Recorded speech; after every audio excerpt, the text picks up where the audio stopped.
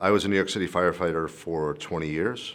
At the time of 9/11, I was detailed to Mayor Giuliani's Office of Emergency Management. Within that group, I was promoted to supervisor of field operations, and that's the position I held on the day of 9/11. I went into work at 7 World Trade Center, 23rd floor. That was our office. That was where our emergency operations center was.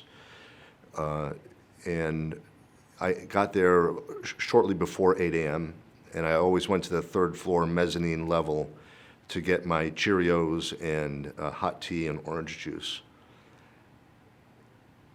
And I bought the newspapers because, as people may not remember, we didn't have the smartphones back then. So you really got your information from newspapers. And so I got all the local newspapers, and I sat there and ate my breakfast. Went through the newspapers to see if there was anything that would affect our day of work and affect the mayor's office that day. It's kind of a current events, current affairs thing. And the power went out in our building, 7 World Trade Center, modern high-rise building with many city, state, and federal agencies in the building. It was kind of a government building. And it would be a bit unusual for the power to completely go out in one of these high-rise buildings, so I knew something happened. I didn't know what. In that 5 seconds it took for the backup generators to kick in and bring the power back, the people who were sitting at the front window, the glass looking at the North Tower, kind of all at once, jumped up and started running toward the exit. I actually had to grab one young lady by the shoulders and kind of shake her back to reality and look in her eyes. And I said, "What happened?" And she said, "A plane hit the tower." I went to the 23rd floor to our office, and I ensured that my peers, 2 of them, one who ran our watch command, we call it, our listening post, make sure that he understood we were doing a full activation of our emergency operations center. He gave me the thumbs up. I went next door into the emergency operations center, and the supervisor there gave me the thumbs up. And it was my job to go to the scene of the disaster, and not to be the incident commander, but to assist the incident commander. I went to my car down on VC Street, opened the trunk, took off my tie and dress shirt, put on a windbreaker that said Mayor's Office on it, my heavy leather boots, and they made us wear these stupid green helmets so people knew who we were. And we're trained as firefighters that you always try and look at 3 sides of a building that's under destruction so you have a current size up. And I wanted to take a minute just to do that before I went into the building. In order to do that, I had to go from the street level, VC Street, up an exterior staircase to the plaza level. That was the plaza between the whole complex. I ran up that concrete staircase, and this becomes an important part of the story because later on this concrete staircase becomes iconic, and it is the biggest, heaviest artifact in the museum, and they call it the survivor staircase. Because later on in the story, hundreds or thousands of civilians will run down this staircase to live. But what I'm doing is what our uniformed services do, our police officers, firefighters, paramedics, military, right? We run toward it. And that's what I did very early on. I looked out over the plaza, and it was strewn with debris, building parts, plane parts, on fire, black smoke, white smoke. And if you remember in the video, all the paper fluttering down that got knocked out of the upper floors. So it really did look like Armageddon. I went into the North Tower, which was the first one to be hit at that plaza level. And I got inside, and I had to go down 1 level to the street level where the command post was. There was an escalator right there, and there were hundreds of civilians funneling, getting onto that escalator to go. They're being directed that way, to go down and down another one and go underground and then be able to get out through the underground mall. And I noticed what they were not doing. They were not pushing, screaming, trampling each other. In fact, for every person who was obese, pregnant, disabled, injured. There were 4 or 5 civilians helping that person, and it gave me hope. As I'm going down the escalator, the lobby of the North Tower begins to reveal itself to me, and I could see hundreds of firefighters in their turnout gear with their heavy equipment, up to 100 pounds of equipment that they were going to climb with, in their protective gear with the yellow stripes on their coats. And it struck me as funny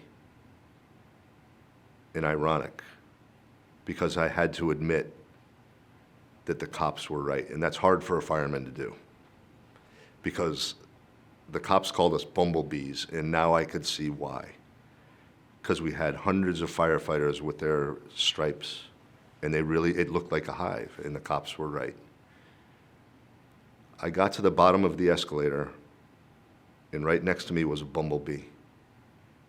And I looked up at his face, and it was my friend, firefighter Chris Blackwell from Rescue 3, the Bronx Harlem Heavy Rescue Special Operations Elite firefighters. And I had worked there with firefighter Chris Blackwell for 7 years. So we were like real brothers. And besides being this badass Bronx Harlem Special Operations fireman, Chris Blackwell, when he went home to Connecticut, where he lived, was a paramedic. So all he did with his whole life was help other people. In fact, whenever we had, especially a child patient, from a fire, a building collapse, a car crash, we always tried to put that child in Chris's hands, because we knew in his hands that child would have the best chance at living. And Chris and I always greeted each other the same way, no matter the disaster.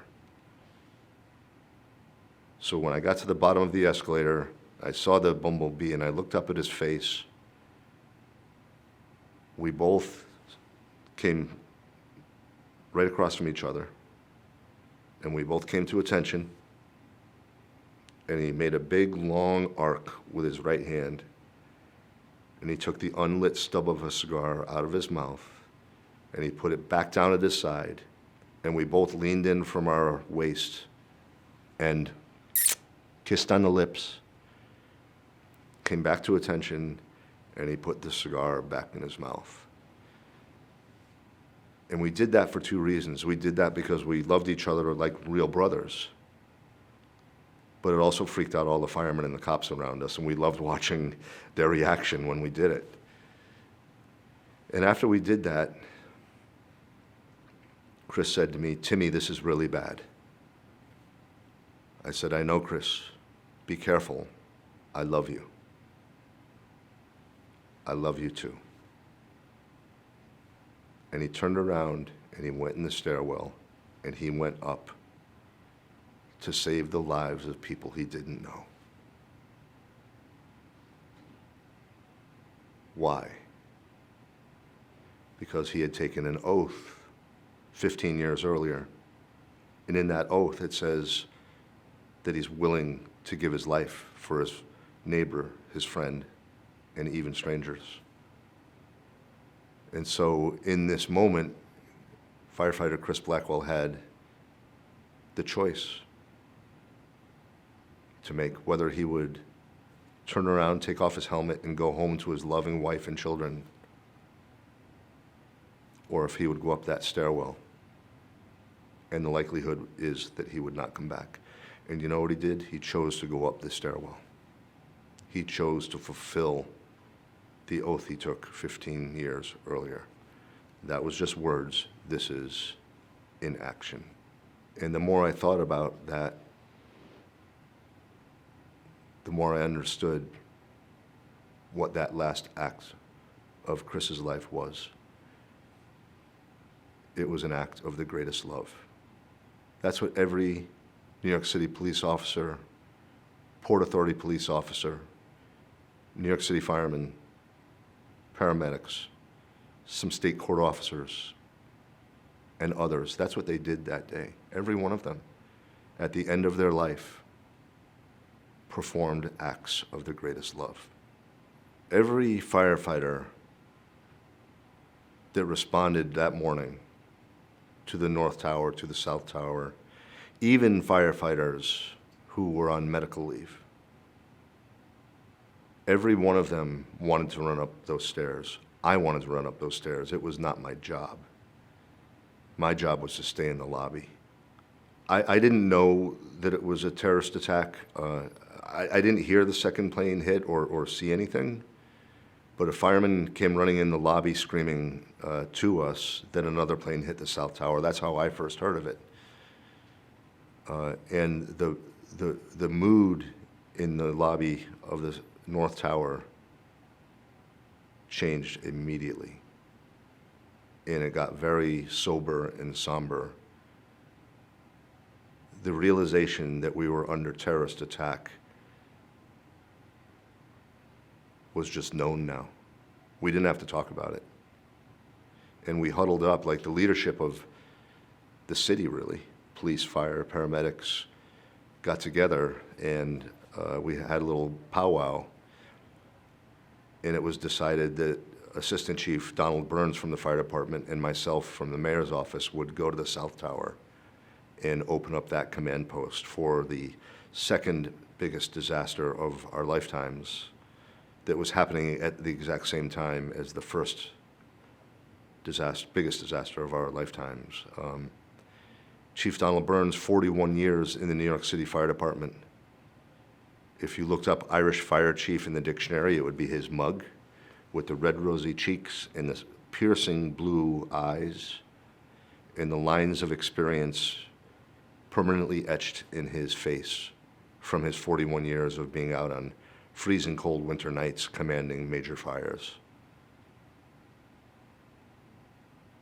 He was a good friend of mine and probably the most respected fire chief in the New York City Fire Department at that time. And we ran to the South Tower together, and I asked him, "Chief, what do you need me to do?" He said, "Timmy, there's not much you and I can do. I've ordered a 5th alarm for our building, but the first 5 alarms are going to that one, so it's going to take ours a while to get here. So we're on our own. Do your best and be careful." And I saluted him, and a woman came running over to us, screaming that there were people trapped in an elevator, and so Chief gave me the nod, "Go with her." He went to the command post. I followed her to this horrific elevator scene where the hoistway doors were open so you could see into the shaft, but the elevator car had not come down all the way. And just at the top of the opening, you could see the bottom of the elevator car, and like 6 inches, you could just see in, and you could see all the people's feet who were trapped. And I remember seeing the men's suit jacket and dress shirts as they were bending down, trying to open that 6-inch gap up so that they could get out of this car. And they were screaming for 2 reasons. I didn't know the first reason. That elevator car had free fallen 70 floors because when Flight 175 came in, it snapped the cable. And so these poor people had just taken this ride, thinking they were dead when it hit the concrete pit. But the emergency brakes locked on and stopped it before it hit the concrete, just like they were supposed to. But now those emergency brakes are locked onto that car, and they're not going to let go. And there's no human strength that's going to move that car.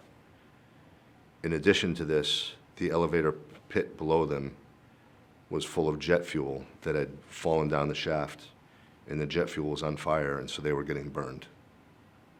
And they were desperately trying to get out of this elevator, and what they needed was a real fireman, not a mayor's office guy.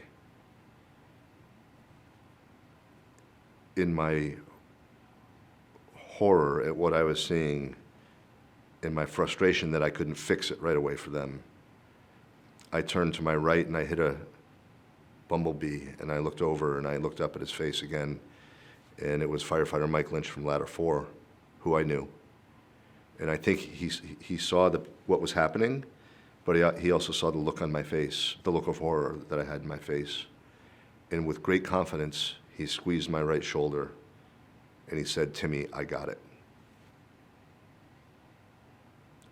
I later tell firefighter Michael Lynch's widow, Denise, this story, and I tell her when he said, "Timmy, I got it," to me, he may as well have had angel wings coming out of his back, because he's the angel that just appeared to save the lives of those poor people.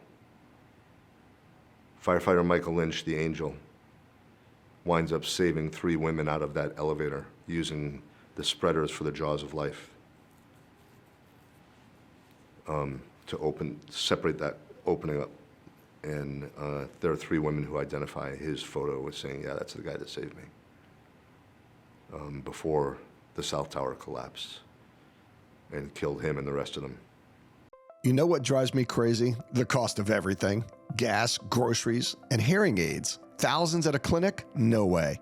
When my wife had trouble hearing me, I got her MD hearing aids, and now she hears everything, which is great, mostly.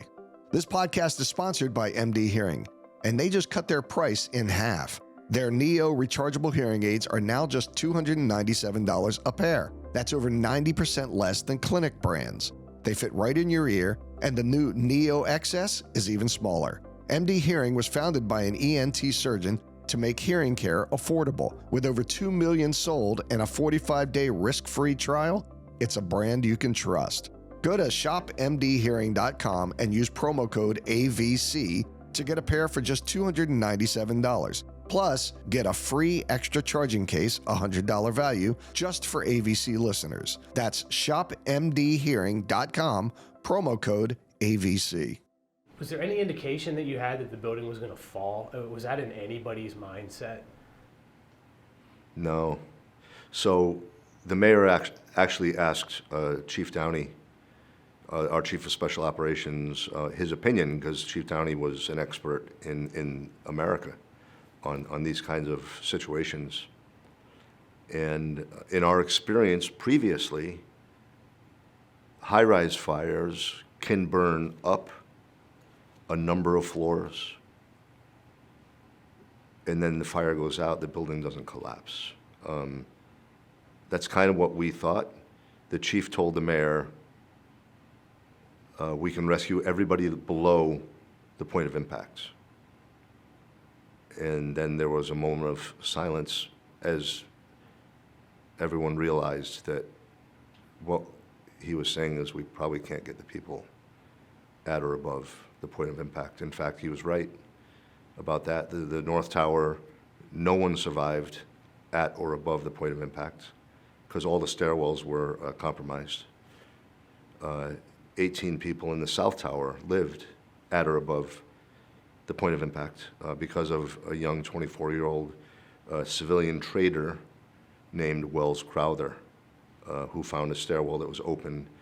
And because he was a volunteer firefighter, he laid in the stairwell and didn't run. And he yelled to people, "If you can hear my voice, come to me." And he got 18 people into that stairwell and helped them get out.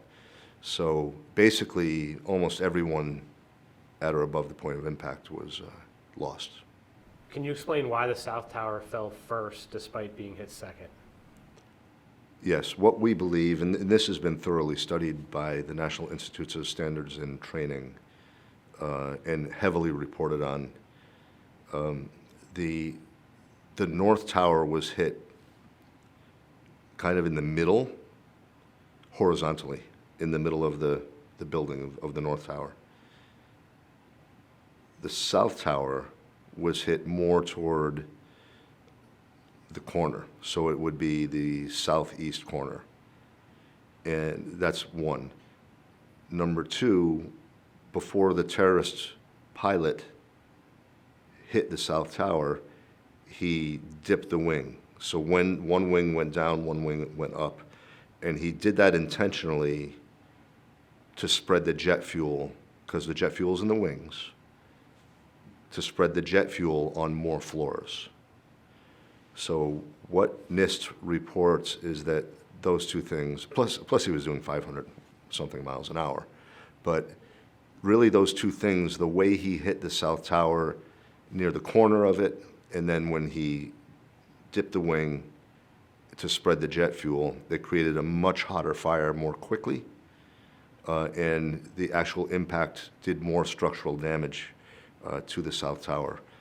And I will tell you that when I was standing on the sidewalk going back into the South Tower, about 20 feet from the door, when it started to collapse, and there was no question what was happening, because that first piece of steel that snapped echoed through the canyons of Lower Manhattan. Nobody had to turn around and say, what was that? Everybody knew. And you know, it came down quickly and unexpectedly.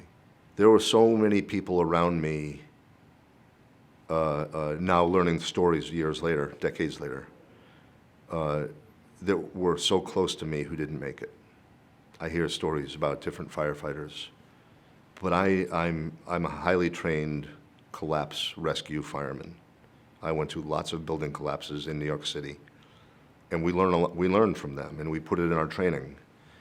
And I know two things. I know that you can never outrun a building collapse. It happens too fast. It will catch you and kill you. So what they teach us is you need immediate cover over your head, structural cover. And I knew that I had just, myself and 3 paramedics, who were, the paramedics are the reason I was going back in. I was bringing them back in because we had lots of patients in the lobby of the South Tower. We had just run by a door in the adjoining Marriott Hotel, 3 World Trade Center. The door was to the Tall Ships restaurant, which was the restaurant in the lobby of the hotel. And I know we had just run by that door. It was the closest door in an adjoining building that I knew of. And so I yelled to them, follow me, and we went right in that door, because I wanted to get that building over our heads to protect us. We ran in that door. It was as clear as a bell, and immediately, like snap of your fingers, the hotel is now collapsing, because the tower is collapsing on top of the hotel, as you can see in the video, and now the hotel is collapsing around us. And everything that wasn't nailed down was blowing in our face. I hit the ground, started crawling. You couldn't hear, you couldn't see. I compare the noise to like being sitting on the tarmac at JFK Airport, surrounded by 747s that are full blast. And every time you thought it was the loudest thing you ever heard in your life, it would increase by 10. You couldn't see, you couldn't breathe. The dust was so thick. And all I can think is, it's over, but I'm going to try to survive. I don't want to die, I want to live. And I know that if I can find a vertical column, that's what I'm going to hold on to as hard and tight as I can. And so I'm crawling on all fours, and I found a column, or I'm a faithful guy, I think I was led to the column. And it was really big, and I wrapped my arms around it. And the wind was so strong that it lifted me up off the ground. My helmet blew off my head. And I'm trying to hold on to this pillar in this wind tunnel with all my strength. And this was my moment. This is the moment I had my conversation with God. And I said, I'm not afraid to come to you. In fact, I look forward to it one day. But please, please, please, not now. I just want to I want to hold my family one more time and tell them I love them. And then I'll come sit by your side. But please. And within seconds, the wind stopped. I was alive. I bounced around in there a bit, but the building was collapsed now, so nothing was what it was.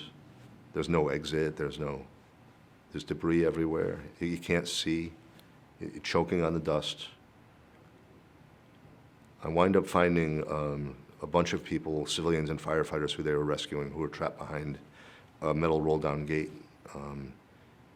And so we lifted that gate up, and that group of people and myself stayed together. And one of the ladies in the group saw a fireman on the outside waving his flashlight, because it was still pitch black with the dust. And he was waving his flashlight because he saw us in the rubble. And so we all went toward his light, and we lived. One of the most stunning parts of this story, of many stunning things, is that they did a scientific study because they wanted to know why we lived. So they had a volcanologist come in and study that space to try and understand why it was like a cocoon, and it stood up, and we were able to live. And he scientifically proved that the wind was over 160 miles an hour. And that's what was blowing me out, trying to blow me out into the street when I was holding on to the pillar. So there's no way I could hold on to that pillar in 160 mile an hour wind with my strength. And so the only way I held on to that was with God's help. And the only reason I found that pillar was with God's help. And he chose me to have a voice for all the heroes of the day of 9/11. And I'm not sure I deserve it, but it is my mission to talk about these heroes.